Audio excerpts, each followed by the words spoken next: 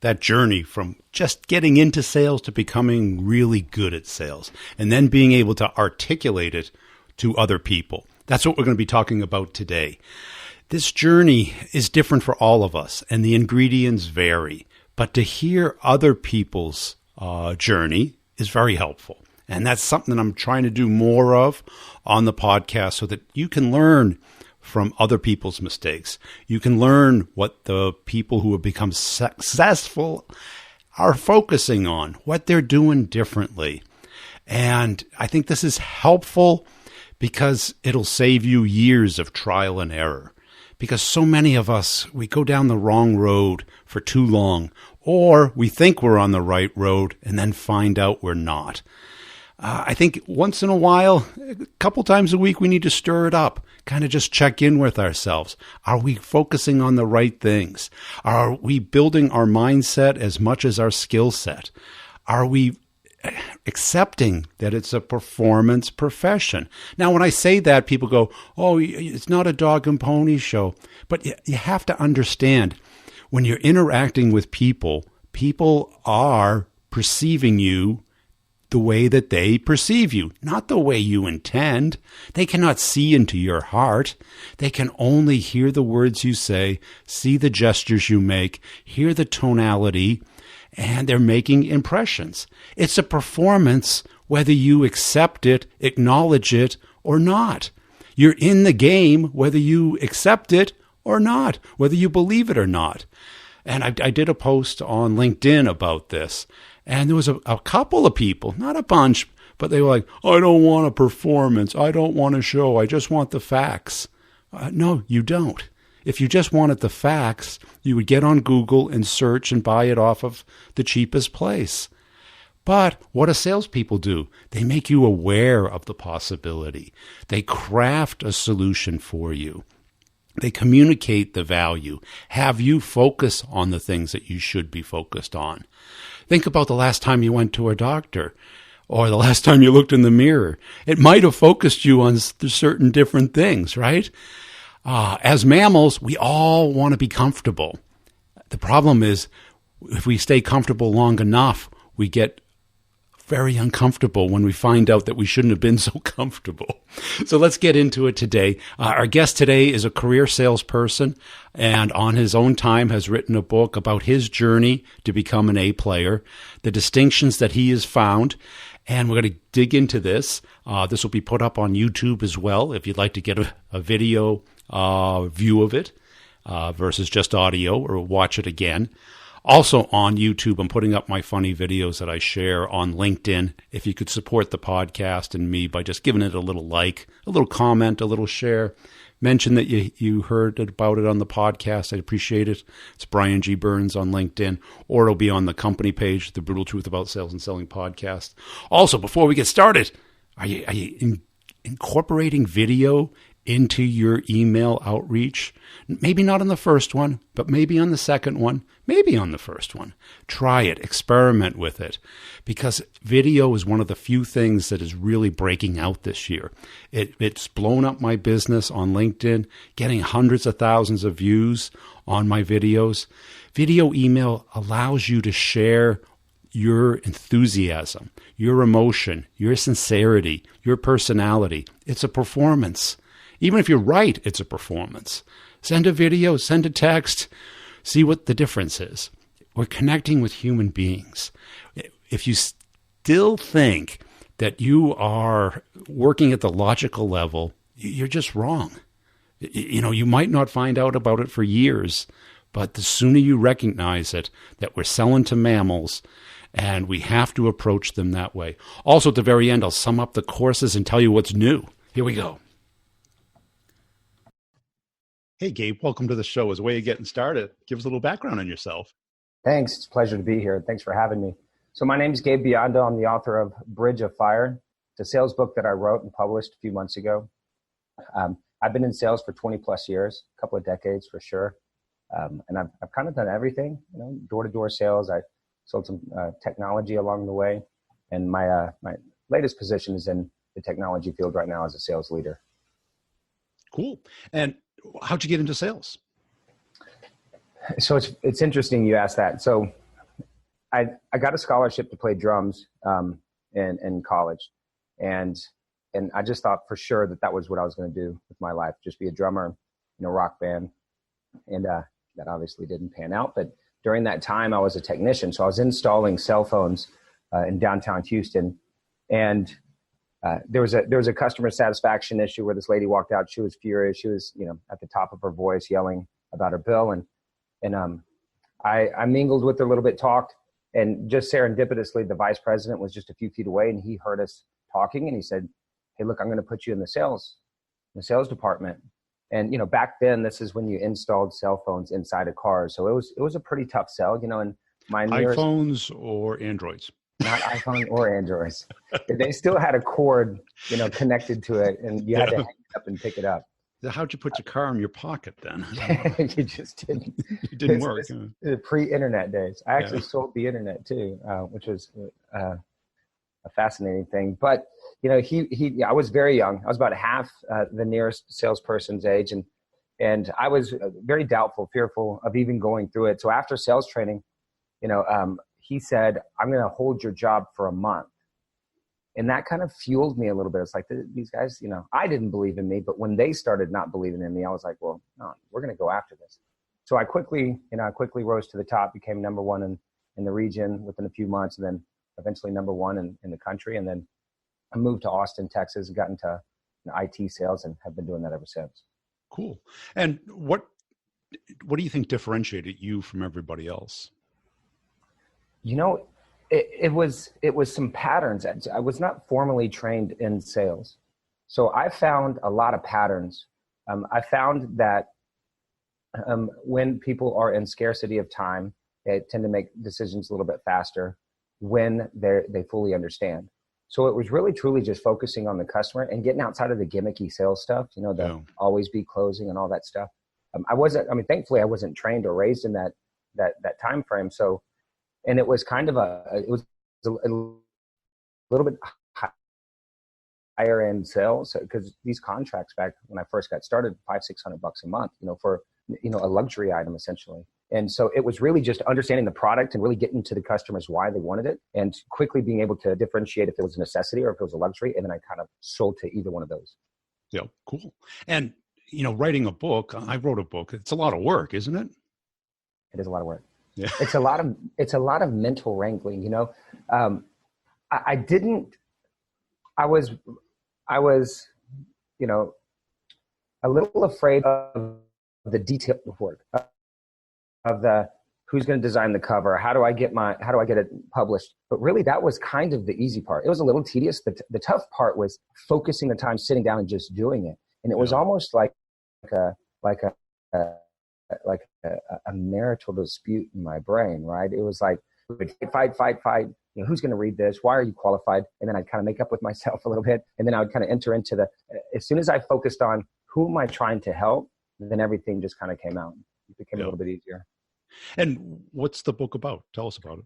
So the book's called Bridge of Fire. It is getting the average salesperson to be a top seller. And it's a assumption that you're in sales, you're just not where you want to be. Yeah. And so that is the primary target. Although I have received a lot of feedback from people I would consider to be, top sellers. It's a good reminder of some of the basics. It's a good reminder of some of the essential things that you need to do. A lot of it is on mindset and emotional control. And when you say mindset, what does that mean to you? So mindset is, chapter 1 starts with, and I'll just give a little bit of a snippet, but chapter 1 starts with Roger Bannister. Yeah. One of my favorite guys, right? And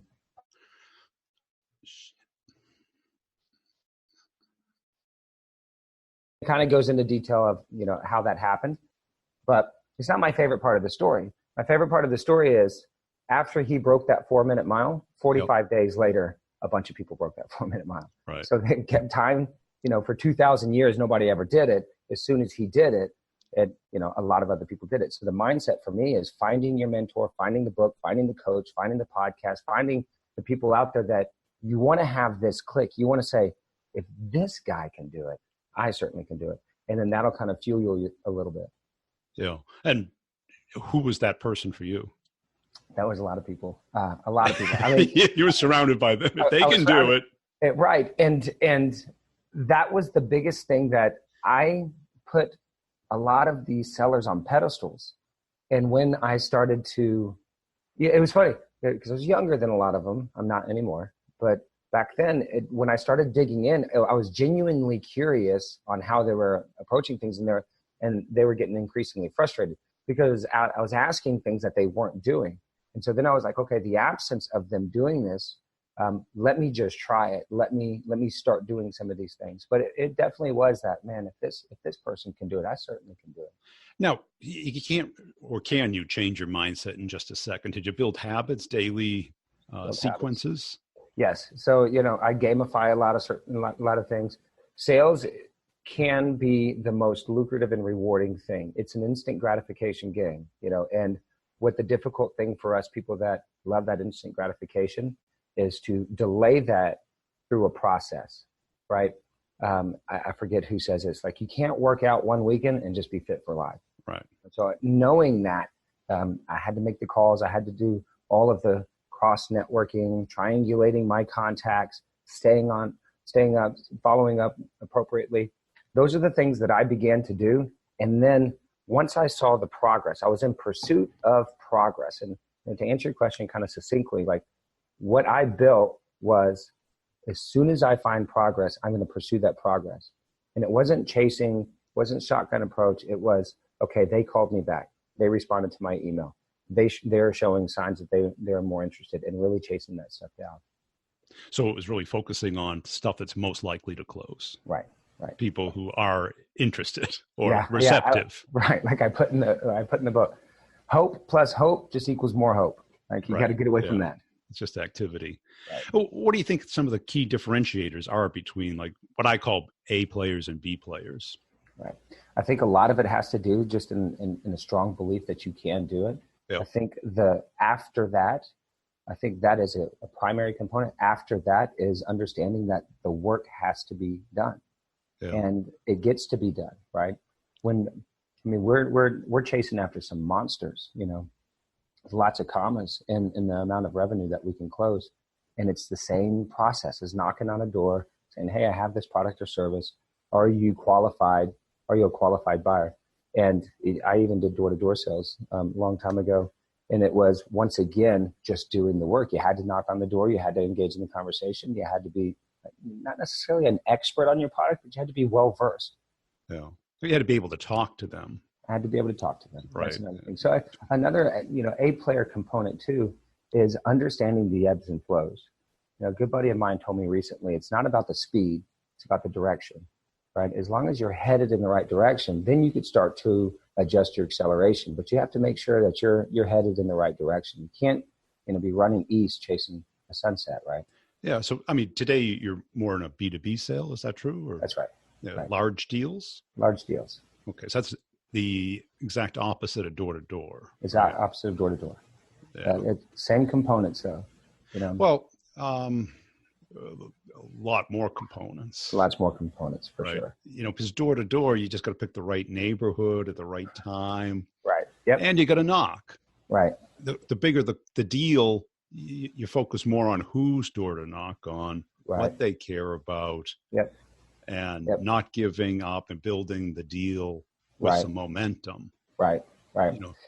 And where we are in today's age is that almost everybody can be an educated buyer. We're a weekend away from learning Mandarin if we want to for free, just pop onto YouTube. So any product or service that you are going to approach a customer with, they probably have some knowledge around it. So making sure that you're matching them where they are.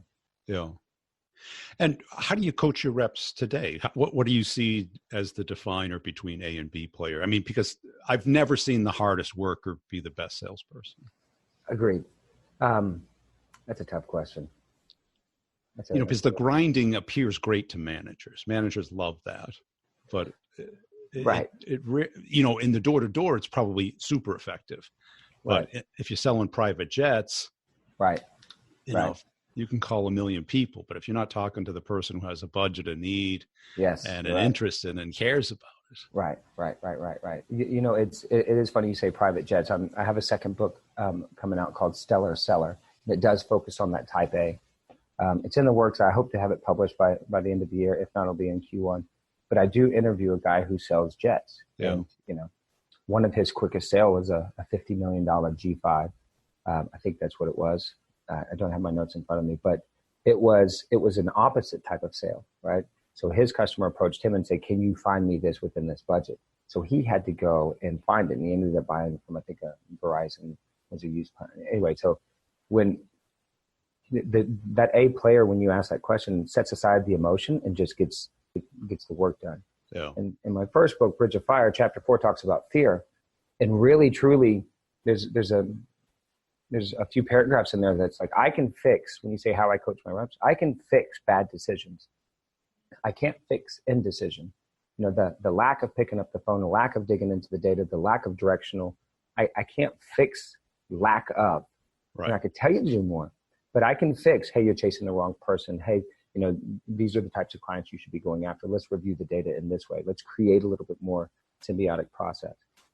Yeah, because I see, as the deals get bigger and more complex, it's much more about the performance of how you do it, not just that you do it. Right.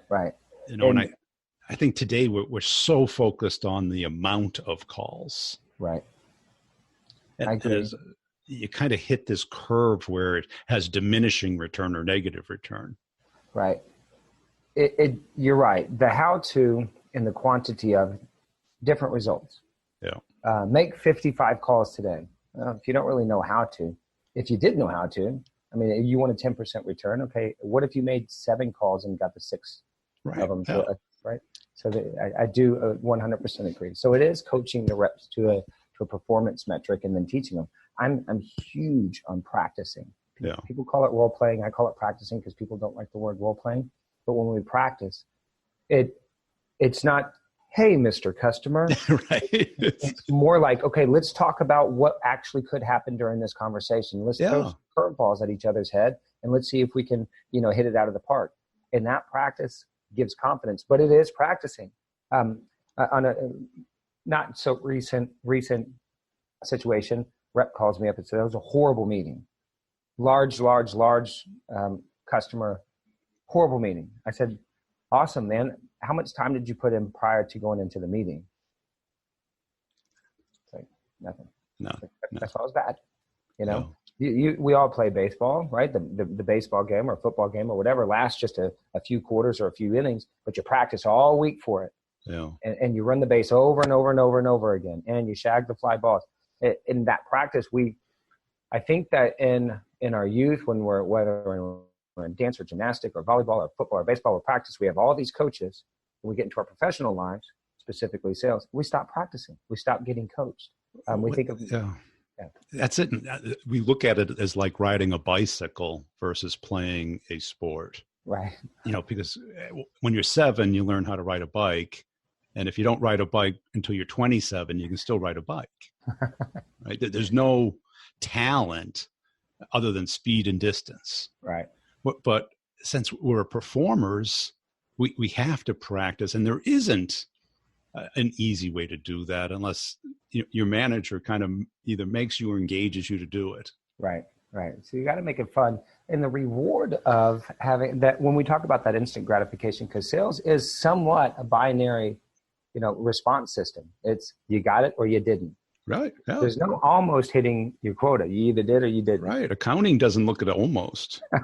Doesn't look at your pipeline. No. Well, your commission statement doesn't include your pipeline, your KPIs.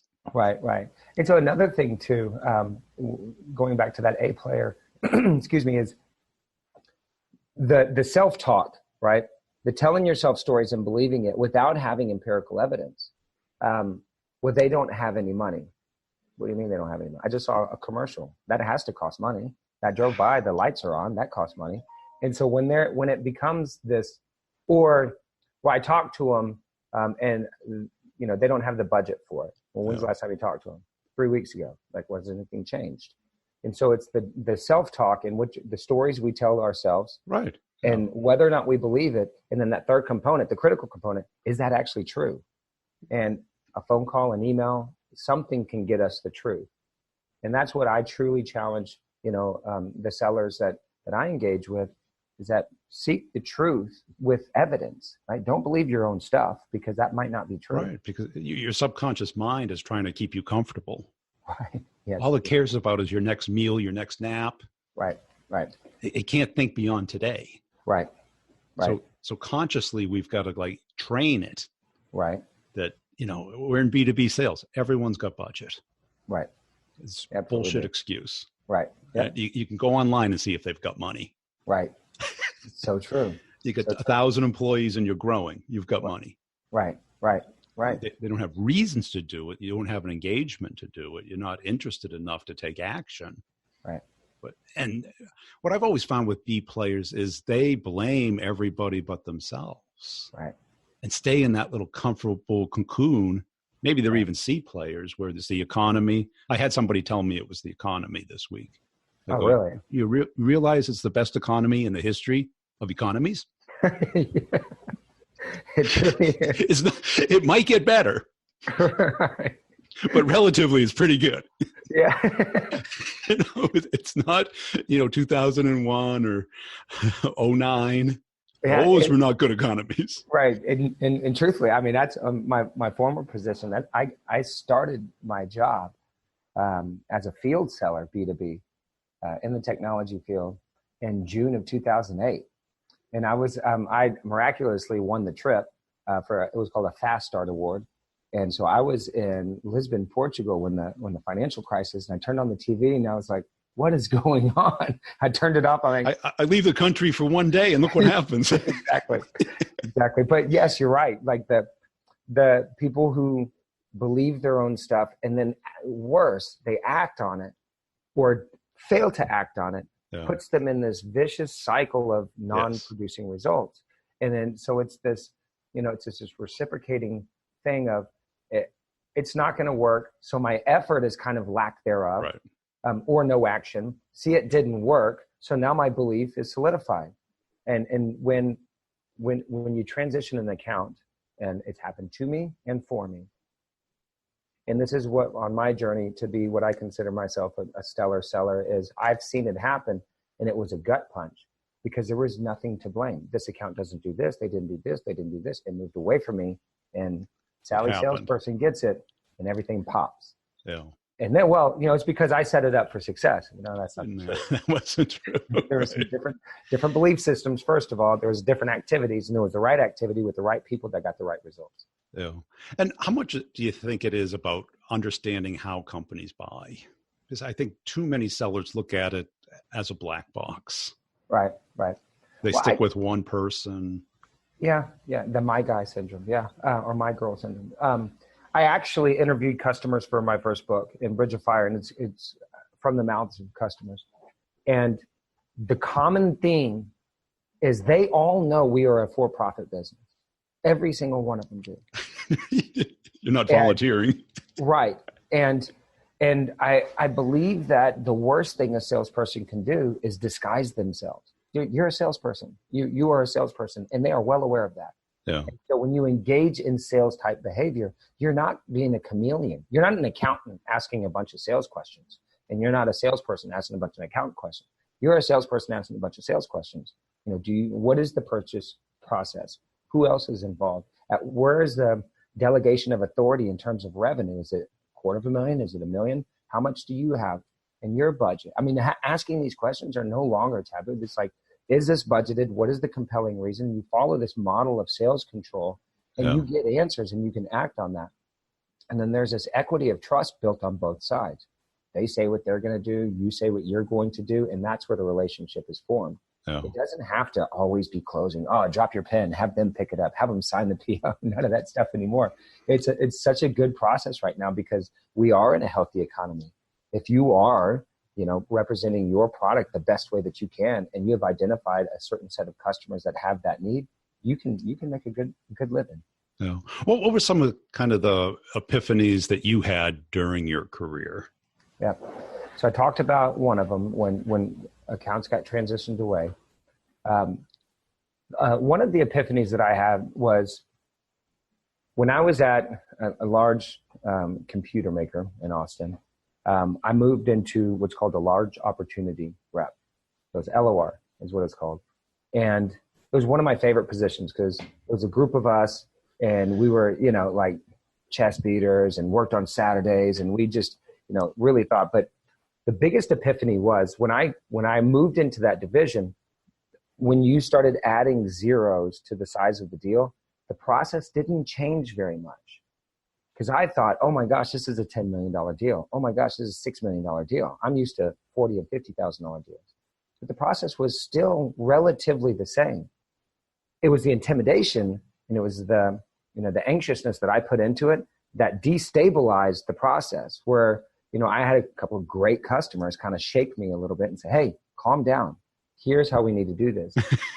So it was, that was one of the biggest epiphanies, is that when you talk about a $50 million jet or a $50,000 pool, whatever it is you're selling, right? It is that there is a process, and don't allow the money to intimidate you. If you're in the right, you're not going to sell a $50 million jet to a person who's holding a Southwest airline ticket, right? No. But that might be a little bit of anxiety on both sides. But if you're finding the right customers, following the right process, you should relax a little bit. Yeah. And so you've done a bunch of different types of sales. That's right. How did you handle the transition from them? Because you go from like a big brand, right, where they know who you are by the name, right, to companies where the name has no meaning to them. It's a very different sale. It's as if you've read my resume. Yes, it's a very different I'm reading sale. it right now. Yeah. Yeah, it is. It's hard emotionally to not be recognized, because I did come from a very well-recognized brand, which causes a little bit of arrogance, ego, right? Yeah. And so I had to kind of step aside myself and just understand that this is going to be tough. And I kind of just recognized it. All right, this is going to be tough. That biological feeling that I'm feeling right now of the anxiousness and fear and stress, that's part of the process. I remember having to go through this when I was learning all these big brand name products. So it's like, okay, this is just part of the process. And as that was mitigated a little bit, non-egotistically, not I'm better than this, it was just like, okay, this is the process. And it was literally reminding myself, okay, left foot, right foot, okay, left foot. Now we're going forward. All right, now we can start picking up the pace. Yeah. And it was building of confidence, but it was staying true and humble. It was very humbling, but it was staying true to focusing. As soon as I focused on what the customer needed, wanted, desired, and aligned myself with that and focused on that 8 to 10 hours a day and got out of here, then I was fine. It took a little while, but it was fine. Because I talk to a lot of reps and they say, well, I can't get into that industry. I know nothing about it. Right. And it's like, well, how long will it take you to learn enough about it to have a half-hour conversation about it? Right. 3 hours, 5 hours, a week? Yeah. Net time, right? No extra time, right? When I talk about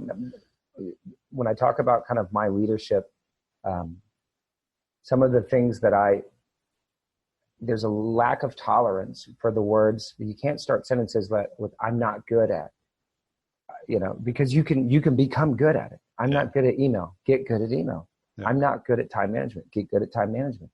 How? I don't know. Well, I mean, you're going to watch a football game this Saturday? Is that 2 or 3 hours? Why don't you pop onto YouTube? Why don't you just research it? You can get an abundance of resources. Just start, right? Just get after it.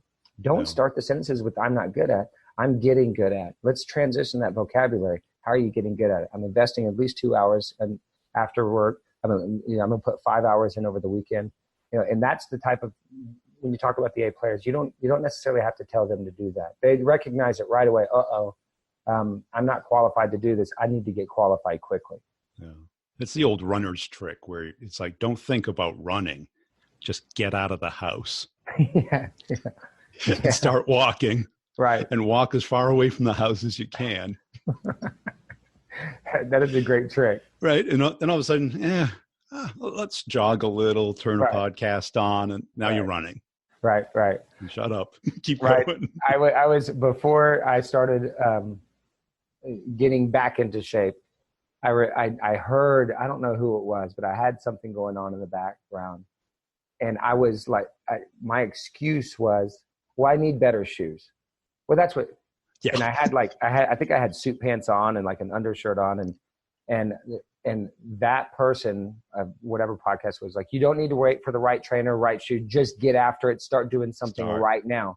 And I was in my suit pants and I'm like, all right. And when I walked out to the garage and I just started working out right away. So it is that just get into action mentality. Yeah. And kind of think about it second. And in the sales world, that does work when you talk about building habits. Like, we don't think about, oh, well, I need a better phone in order to make calls. I need the perfect subject line. Right. Right. And that's that, like, once again, it's like you can sit around and talk about it, but it's the people who are doing it, right? Yeah. Yeah. You got to start. And once you get that momentum, because it is so much momentum, sitting around, Google searching and watching YouTube videos. Okay, give it a little bit of that. Right. But put a little alarm and say, okay, that's the time zone. Okay. Now, when you talk to reps and interview reps, what do you look for? Coachability, tenacity, people who are self-managed. Those are the things that, because then we have more collaborative instead of more instructional. Yeah. I don't want to have to manage people. Where are you today? What did you do? What time did your day get started? I don't want to have to do that. In our industry and in sales, and this is nothing new to today's economy. This is, the Napoleon Hills of the world. I mean, sales is the most lucrative.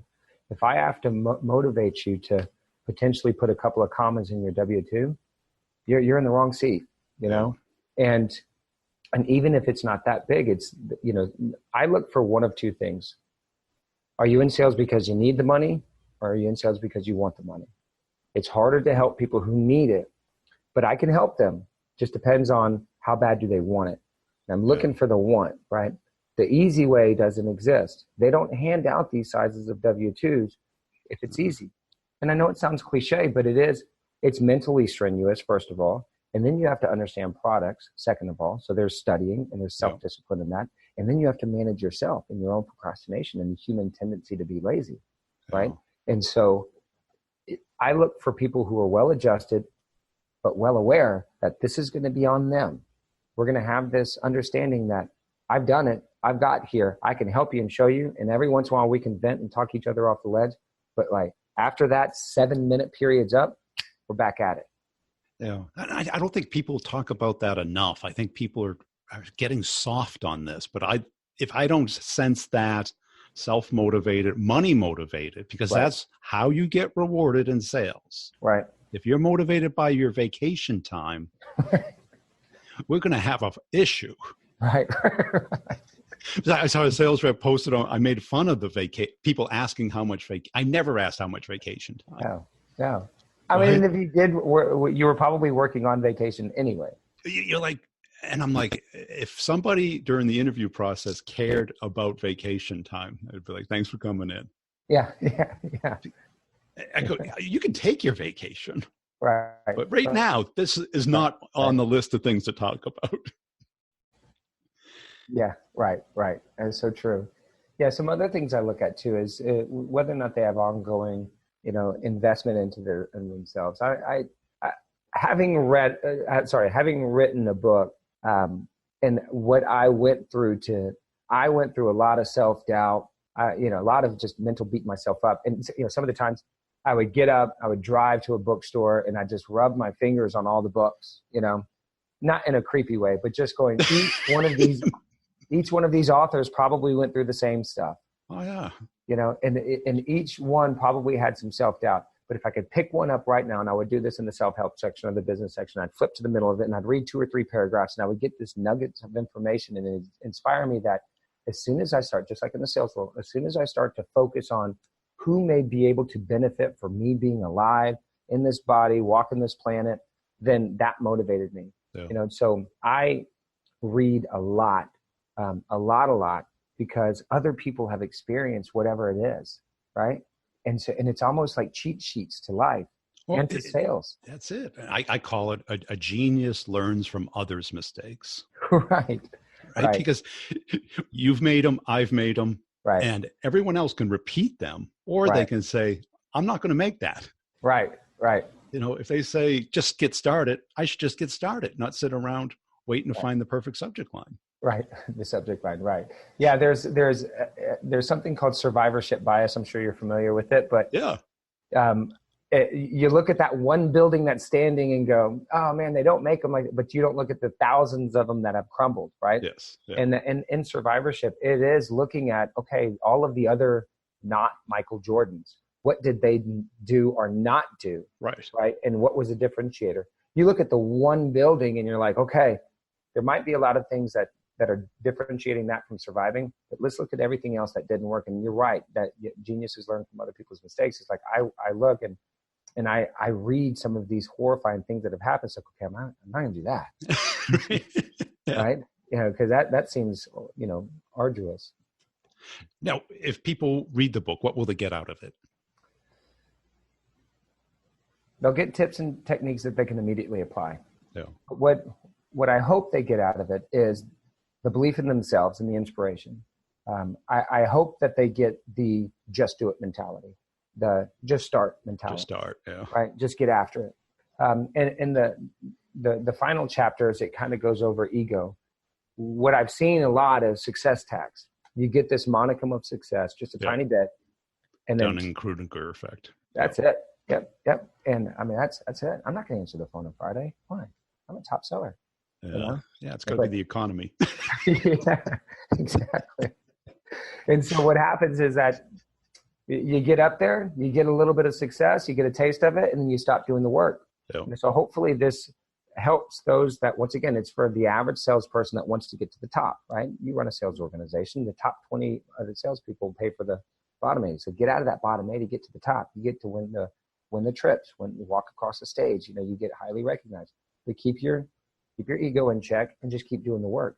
It's a fun profession. It's the greatest. You can make it fun, right? I tell people I was in the bottom 5% of my high school class and went to college at night because I couldn't get in during the day. And it's like, I'm making surgeon money. Right. Yes.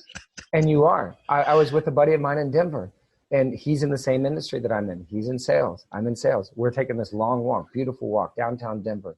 And his fiance is developing bionic arms and to get them neurologically assembled to the body to act. And he's like, and I still make more money than her. I'm like, I know, she's solving it's real magical. It's awesome. So that, go back to your question earlier. It's like, I don't want to have to motivate you to get to that surgeon money. Right. You should that should be your own carrot. Cool. And what formats is the book in?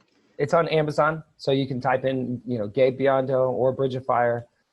You can also go to www.bridgeoffire.com, and it's there as well. Cool.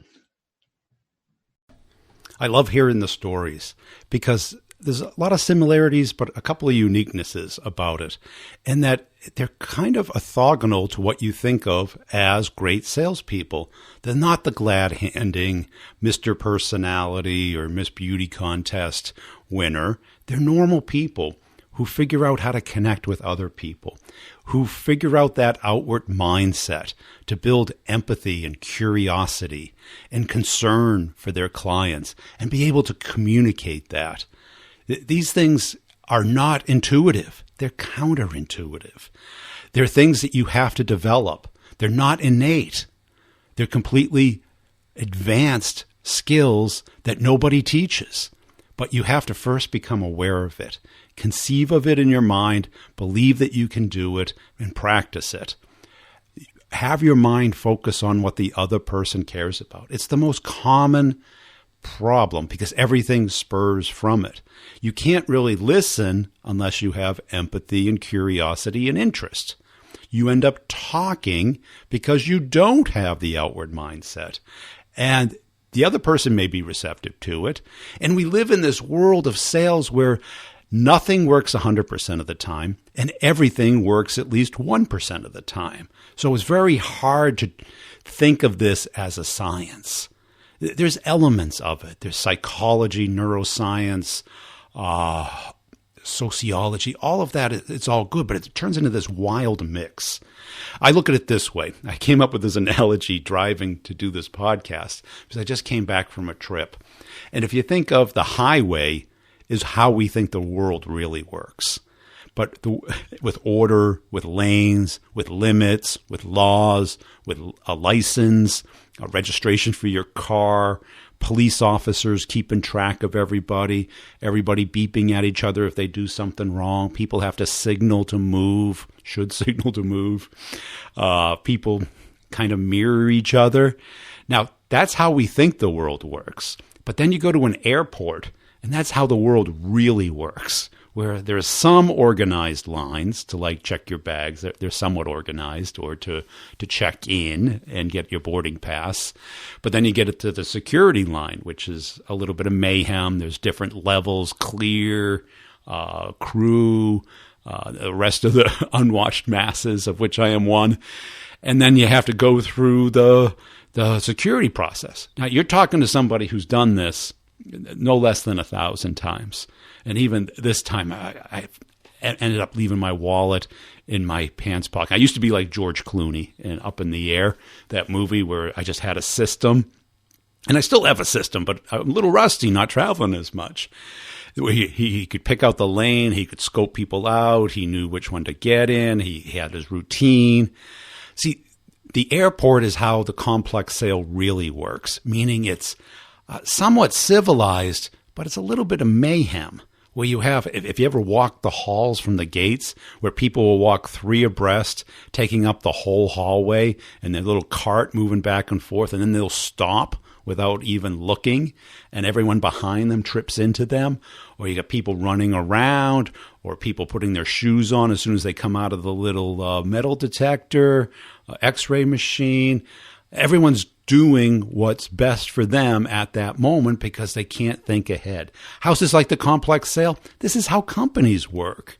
You think that they're the ordered highway, but they're really like the airport, where it's civilized mayhem, meaning that the predictability of things is not so good. You know, everybody knows a little bit about how to do it, but they haven't done it in a while. So this is why when people say, well, what's your decision-making process? They don't know. They might not say, or they honestly don't know. I ask you, what's your decision-making process for what you're going to do next week? I bet most of you have a kind of a routine, but then again, it gets interrupted, and you go, what do you mean decision-making process? You just show up and you do it. But that's how the complex sale is. So if you don't know how it gets done, if you don't know how to get from dropping your rent-a-car off and into that plane seat, or you haven't done it in a while, it's a little uncomfortable. It's a little unpredictable. And there's a lot of room for error and things that cause you to either miss your flight or not get the order. That's what closing the complex sale is all about. It's guiding you through that process. Having George Clooney show you how to get through the security line fast. Now, is it perfect? No, we're dealing with people. With people, nothing is perfect. What you're trying to do is become the best you can. Perform the sale at best you can, because the difference between an A player and B player, it's not 5%. Income-wise, it's like 100%, 200%. If you look at the top salespeople, they're not making a little bit more than you. They're making 2 to 10 times as much as you. It's price is law. All the commission is going to a very small group of people. Do you want to be one of them? That's the question. Go to b2brevenue.com. You can schedule a time to talk to me about the course. That time is not to be used for anything but talking about the course, not career advice or questions or anything else. And please follow that path. Otherwise, it gets lost. If you send me an email or an in-mail, I might get back to you, but I get hundreds of them a day, and I apologize if I'm not getting back to you. This is the most predictable way. Check out the courses. Here's the story about them. You get a year-long access to it. It's not a membership. It's a purchase. You can pay per month, but it's a purchase. It's not a membership. So it's very affordable, and you get immediate access to all the content day one, and you have access to it for a year.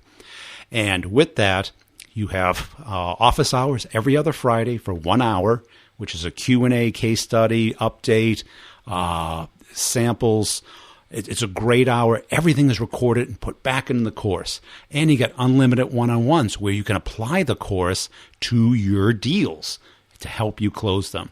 2 major courses: closing the complex sale, taking it from that first conversation all the way to purchase order. And then there's start the conversation, get the meeting, which is just blowing up, meaning that people are getting in and having conversations with VPs of a Fortune 50 company in less than a week. Now, is it by a pitch? It's not. It's by approaching people the way they want to be approached. And then the person asks you, so what do you do? The perfect opening. I show you how to do this, and this is what I've been teaching in person for years. It's been the most phenomenal prospecting course ever because it shows you how to focus on the things that are most likely to close and how to get into them. So check them out both at b2brevenue.com and schedule the time to speak with me. If you could help the podcast out by telling just one other salesperson about it, following the company page, The Brutal Truth About Sales and Selling page.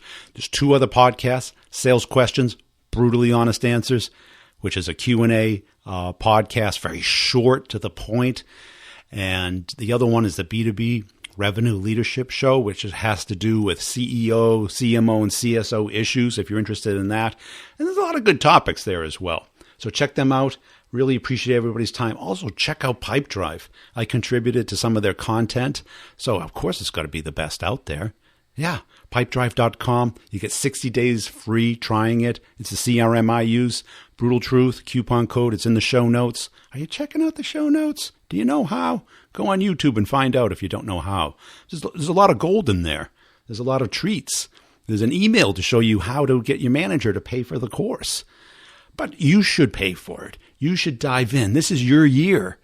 This is the time. Time to make the donuts, kids. Now and to the end of the year is the time to close deals. I'll see you there. Thanks for listening.